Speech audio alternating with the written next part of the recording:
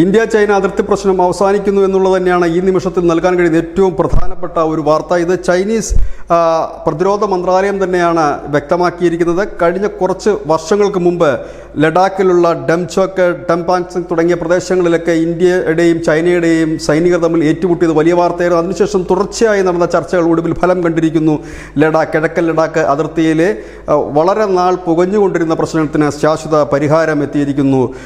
ഇന്ത്യയും ചൈനയും തമ്മിലുള്ള അതിർത്തി പ്രശ്നങ്ങൾ സമാധാനപരമായി പര്യവസാനിച്ചു എന്ന് ചൈന വിദേശകാര്യ മന്ത്രാലയം വ്യക്തമാക്കിയിരിക്കുന്നു. കഴിഞ്ഞ ദിവസങ്ങളിൽ എസ് ജയശങ്കറും ഈ കാര്യം തന്നെ പറഞ്ഞിരുന്നു. ചൈനയുമായിട്ടുള്ള 75% പ്രശ്നങ്ങളും അവസാനിച്ചെന്ന്. ഈ പരിഹാരത്തിൻ്റെ ഭാഗമായിട്ട് അതിർത്തി യഥാർത്ഥ നിയന്ത്രണ രേഖ ഇരുകൂട്ടരും അംഗീകരിക്കുകയും രണ്ടു കൂട്ടരും അവിടെ നിന്ന് സൈന്യത്തെ പിൻവലിക്കുവാനും ധാരണയായിട്ടുണ്ട് എന്നുള്ളതാണ് അടുത്ത ഒരു വിവരം കൂടി വരുന്നത്.